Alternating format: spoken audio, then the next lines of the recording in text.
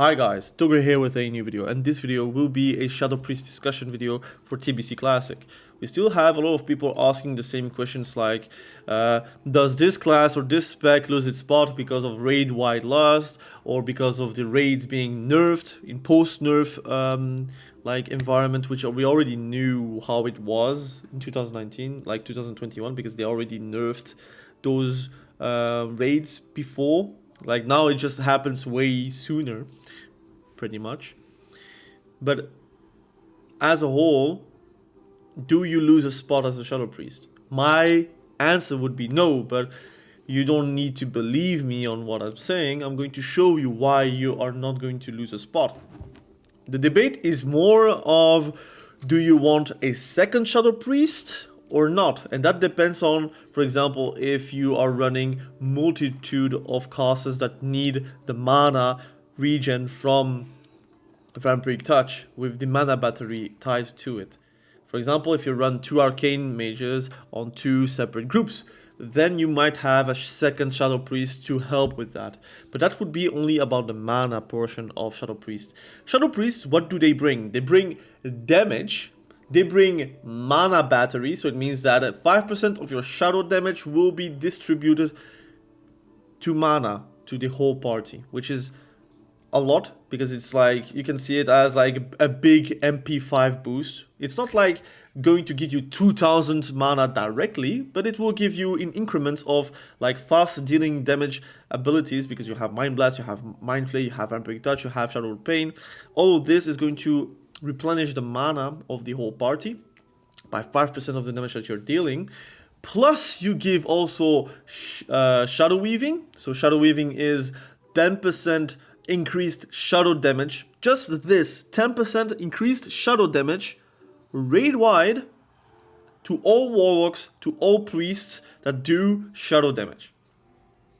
So it increases your DPS. It increases the DPS of, let's say, 2 warlocks if you run 2 warlocks in your raid.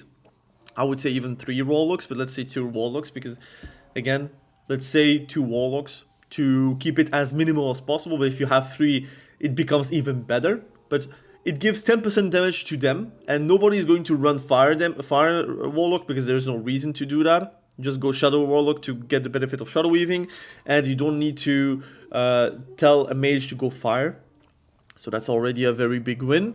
You have shadow weaving, and you give a 5% increased spell damage onto the target. So Shadow Pain, Mind Flay, Vampiric Touch causes the target to take an additional 5% spell damage for every single caster. So if you run a Balance Druid, if you run an Elemental Shaman, if you run a Warlock, if you run a Arcane Mage, you run yourself as a Shadow Priest, even a Shaman that, like Enhancement Shaman, that does also some spell damage, that's like a lot of damage that is going to be increased just because you exist in the raid. There is no replacement possible to gain that amount of damage that you would bring with just those 2 buffs.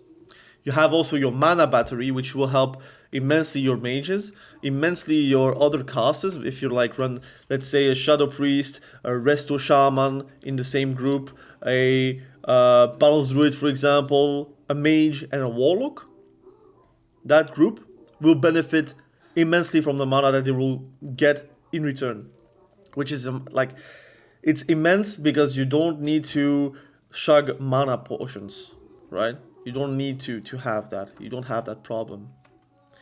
And the fights are going to be shorter, but that's because you also bring that much more damage towards the raid for the Misery buff debuff that you're going to put, and the Shadow Weaving debuff that you're going to put. Those 2 are going to be fantastic when it comes down to the overall raid DPS and the overall sustainability of the DPS with Vampiric Touch, with your own damage as well. If you could just add the damage that you're going to give towards everyone on top of the damage that you're doing as a Shadow Priest, that would be the overall DPS that you would do in the raid, contribute in the raid. Unfortunately, I don't know if it's possible to show that or not.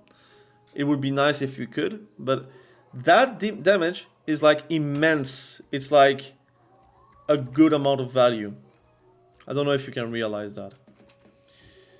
That itself is like big. And if you don't believe me, let's do a raid comp together.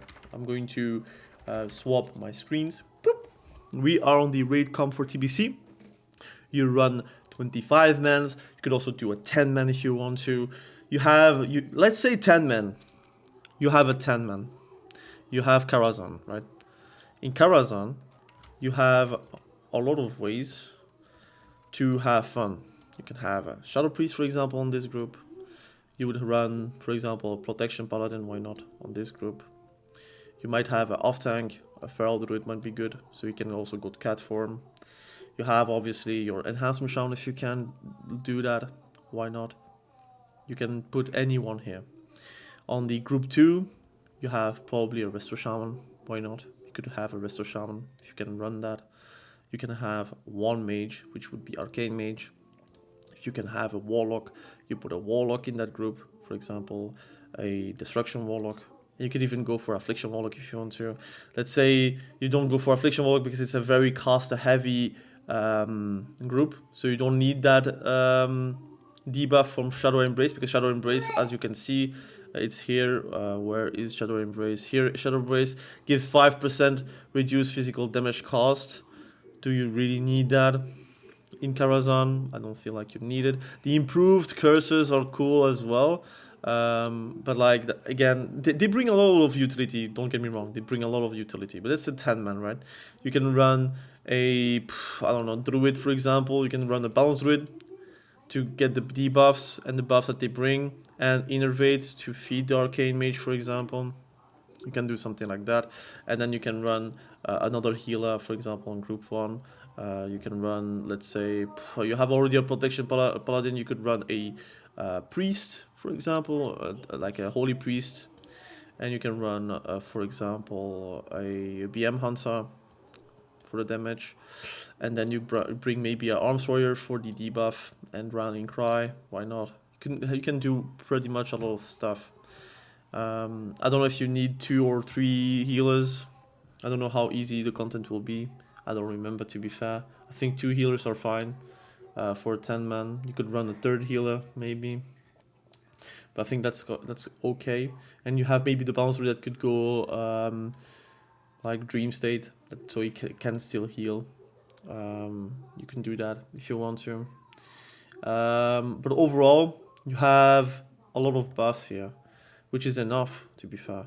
Like, you have enough buffs to have the blessings. Yeah, obviously, you only have 1 paladin, but that's a 10 man, right?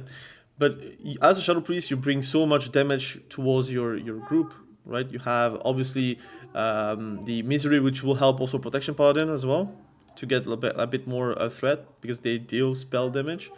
You have Balanced Druid, which obviously will deal a bit more damage, but they will also bring utility. Then you have your Destruction Warlock, which is going to get a benefit from Shadow Weaving and Misery. And also the Mana Battery will help them to not life tap as much. You have obviously your Arcane Mages that are going to be trying to pump as much as they can, and they have like a lot of like value from that group. So that would be the play. Obviously, I think, again, you could maybe swap those two to get not Mana Tide. You will lose Mana Tide, but you will then get Wind Fury, or you do go to double Resto Druid. Why not? Resto Shamans to get like the Wind Fury, which is super important for arms, for example.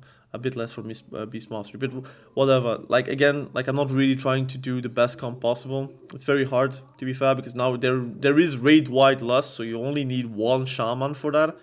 But Wind Fury and the other party buffs, like, that's a bit annoying to judge. And I'm like not the best like in that aspect, I would say. But like, you could run Shadow Priest in a 10 man, but like in the 25 man, like, that group is realistic, right? You can have that. That's a perfect group for Arcane Mage to thrive. Obviously, Balanced Druid, they will have to innervate the Arcane Mage. They will lose probably a bit of the mana efficiency. You could also run a Resto Druid, for example, here, and like feed the Arcane Mage with an innervate. And you can have, for example, here another Warlock, and that would be also a good group. You don't really need that like 3% crit that they would bring. But Shadow Priest is very difficult to replace, because imagine if you have like another Arcane Mage here, right? You could have an Arcane Mage here with a Resto Druid here, for example, and maybe Balance Druid like this stay here, or you could swap those two because they don't have benefit from the crit, while Balance Druid would give the benefit to them. And then you have like, for example, another Warlock, maybe a Destruction Warlock here again, and then you would maybe add a Elemental Shaman to that group. So you would get like the Totem of Wrath, or you could just swap those two. It's whatever, to be fair, but I would just keep an Elemental Shaman and Resto Shaman here to give the benefits towards Arcane Mage, towards the Destruction Warlock, towards the Affliction Warlock. And the Shadow Priest is going to bring 5% more damage to them, to Balance Druid, 5% more damage for the Destruction Warlock, plus 10% Shadow Weaving, 5% for Arcane Mage, and the Mana Battery for all this group. You get 5% more damage on Elemental Shaman, Affliction Warlock as well, Destruction Warlock as well, Arcane Mage as well. All these like classes and specs will get the benefit from Misery, which is hard to judge, right? Because you think, 5%, what is it? But 5% over 8 classes, like 8 specs, 8 persons in that group is massive. And then you obviously give 5% more damage towards the Protection Paladin, which will help as well with the amount of like threat it can actually generate. You can also have like Enhancement Shaman, for example, here. Like you can run pretty much Enhancement Shaman in both groups and have a lot of benefits. For example, you could have like double Enhancement Shaman, and then here maybe a another priest, for example. Like with Raid White Lust, you have a lot of options that you can run. You can have double Beastmaster, you can have Beastmaster Survival Hunter here, and boom, you have a good group. And then you have like again a place here to get like another like great amount of like potential. Instead of one raid in a 25 man, you can have a rogue, for example, maybe to get exposed armor. That might be a good debuff that you could bring. And then obviously you can maybe bring like a Disc Priest to get like maybe Divine Spirit if you want to. Like you have ways to give like a big amount of buffs and debuffs towards like the whole group, the whole raid, and the whole like debuff situation on the boss to maybe get less damage or do more damage. So that's something you can do. See for yourself if it's interesting to do or not. I guess Enhancement Shaman with those two like ranged DPS, it's not as like necessary. So you could maybe run a Resto Shaman here instead. And then Enhancement Shaman here for the Rogue and for the Fury Warrior, maybe if you eventually run with a Fury Warrior.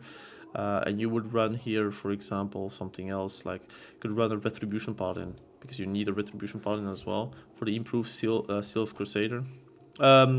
Yeah, Seal of the Crusader, which could again do a big amount of like damage for yourself and to the enemy. Obviously you have a Protection Paladin, so maybe you can like apply it through that.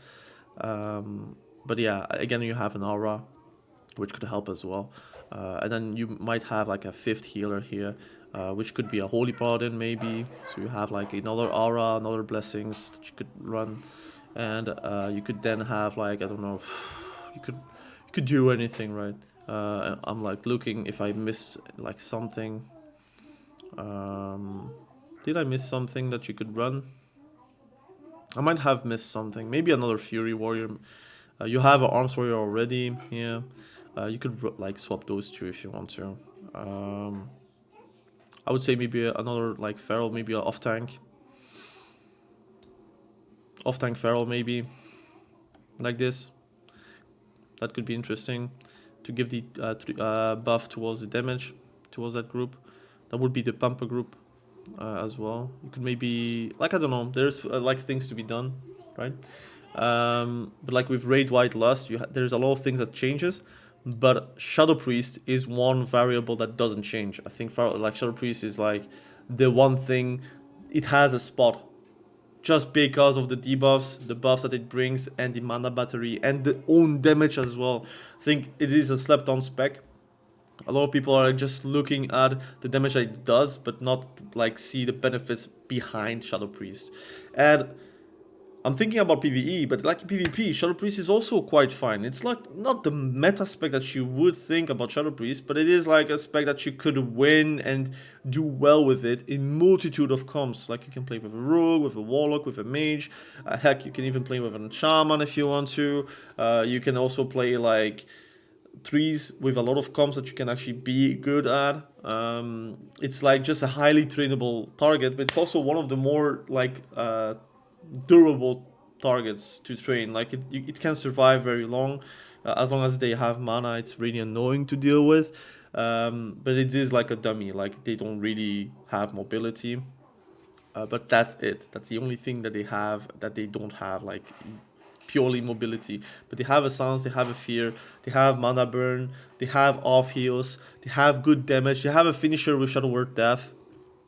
So yeah, things that you can see for yourself. But Shadow Priest is really a hidden gem. It only gets better as well. Like in Wrath, it becomes like a big spec inside of a raid, inside of PvP, becomes like really like one of the best actually. So I would recommend for sure Shadow Priest. I'm myself, I want to main a Shadow Priest now. I'm saying that for every single spec, so it's very hard.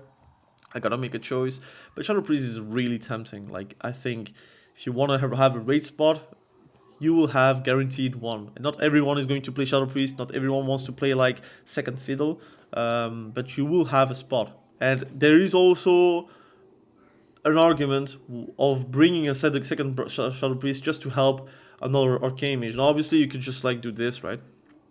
You can move the Arcane Mage into Balance Druid. You can do that. So you could bring doubles crit towards the Destruction Warlock, and you could do this, for example. But like again, that's something you can see for yourself. And like, is it needed or not? That's more of the question that you should ask yourself. But anyways, thank you for watching. Have a great day. Bye.